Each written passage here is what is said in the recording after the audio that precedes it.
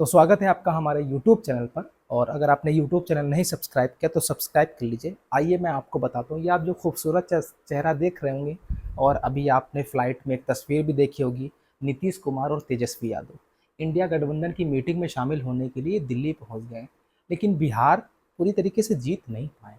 अभी मैं बात करने वाला हूँ जो सबसे कड़ी टक्कर थी जहाँ पर, पप्पू यादव। जानते हैं पप्पू यादव कौन है? जिनका पॉलिटिकल मर्डर करने की कोशिश की गई। उन्होंने आरोप लगाया था कांग्रेस पर, उन्होंने आरोप लगाया था तेजस्वी यादव पर। ये पप्पू यादव हैं।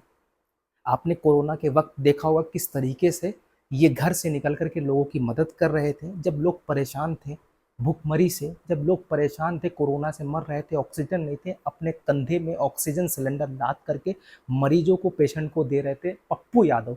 और बिहार में पप्पू यादव का बड़ा ही वर्चस्व था। और अखिलेश, माफ कीजिएगा, तेजस्वी यादव और कांग्रेस ने इन्हें टिकट नहीं दिया था। ये गठबंधन से कह रहे थे कि हमें टिकट दो, हम चुनाव लड़ेंगे और हम चुनाव जीतेंगे।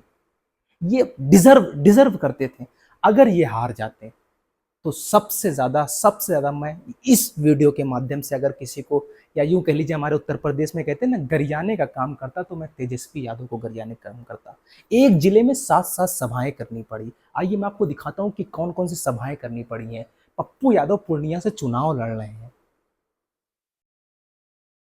देखिए, 26 अप्रैल को एक ही जिले में 7-7 सभा करनी पड़ी। किसको हराने के लिए? पप्पू यादव को हराने के लिए। 26 मई को पहली सभा की, उसके 6 दिन बाद 13 मई को की, फिर 19 मई को की, फिर 20 मई को की, फिर 21 मई को की, फिर 22 मई को की। एक जिले में 7-7 बार रैली करना पड़ रहा है तेजस्वी यादव को, लेकिन फिर भी पप्पू यादव को नहीं हरा पाए। और हाँ, शहाबुद्दीन साहब की बात कर लेता हूँ। शहाबुद्दीन साहब को तो आप जानते होंगे, मरहूम शहाबुद्दीन साहब, कोरोना काल में उनका इंतकाल हो गया था। उनकी अहलिया चुनाव लड़ रही थी। आप देख रहे होंगे किस तरीके से जो चुनाव लड़ी, बड़ी मेहनत के साथ लड़ी। हालांकि जनता ने शायद, इनमें कोई कमी होगी तभी जनता ने नहीं चुना, लेकिन मुझे नहीं लगता कि इनमें कोई कमी थी, क्योंकि इन्हीं के जो हस्बैंड थे, इन्हीं के जो शौहर थे, उन्होंने ही तेजस्वी यादव की जो पार्टी थी उसको ताकत दी थी। खून पसीने से, झंडे से, डंडे से लेकर के तेजस्वी यादव की पार्टी आरजेडी को मेहनत की थी। हिना साहब ने कहा, हिना साहब आरजेडी से चुनाव नहीं लड़ी। हालांकि हुआ ये कि चुनाव हार गई, दूसरी बार चुनाव हार गई। निर्दलीय चुनाव लड़ रही थी, इनका चुनाव चिन्ह टेम्पू था। लेकिन कमाल की बात यह है कि तेजस्वी यादव ने इनका समर्थन क्यों नहीं किया? क्यों नहीं किया? क्या ये अगर जीत जाती तो क्या संविधान खतरे में आ जाता? क्या अगर हिना साहब जीत जाते तो क्या लोकतंत्र खतरे में आ जाता? क्या हिना साहब जीत जाती तो क्या एनडीए का, यानी भाजपा का समर्थन कर देती? क्या पप्पू यादव अगर जीत जाते तो क्या लोकतंत्र खतरे में आ जाता? संविधान खतरे में आ जाता? आखिर क्यों नहीं मदद की? जब भाजपा को हराना ही था तो इन जैसे बड़े नेताओं को, जो डिजर्व करते हैं, उनको जीतने का मौका क्यों नहीं दिया? और मैं बात कर लूं मुस्लिम सियासत की बात करने वाली पार्टी एमआईएम, असदुद्दीन ओवैसी साहब को तो आप जानते होंगे, और इन चेहरे को भी आप जानते होंगे। सीमांचल की लड़ाई में सबसे ज्यादा हाथ जो लड़ने वाला शख्स है वो अख्तरुल इमान है। अकेले है अभी इस वक्त। 4 विधायक आरजेडी में चले गए तेजस्वी यादव ने, जो संविधान की दुहाई दे रहे थे। तेजस्वी यादव ने अपनी पार्टी में उन्हें शामिल कर लिया, जबकि जनता ने इस सिंबल पर वोट दिया था, इस पर भरोसा दिया था।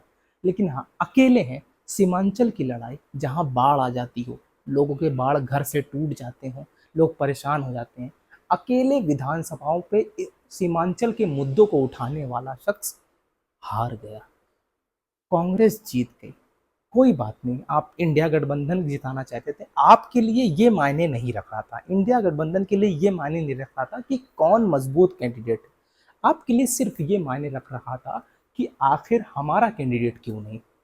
आपने अपना कैंडिडेट खड़ा किया, और अब बताइए, यहाँ से तो भाजपा जीती नहीं, अख्तरुल ईमान साहब हार गए, जावेद साहब जीत गए। तो अब तो कम से कम ये आरोप नहीं लगाएंगे ना कि हमने भाजपा की मदद की, क्योंकि यहाँ से कांग्रेस जीती है। अब तो आरोप नहीं लगाएंगे।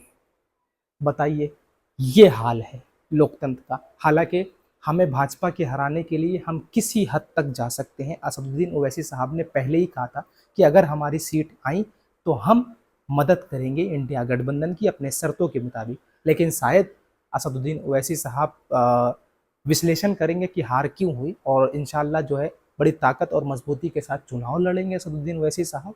हैदराबाद की सीट 3 लाख प्लस वोटों से जीत गए हैं, मतलब पार्लियामेंट खाली नहीं है।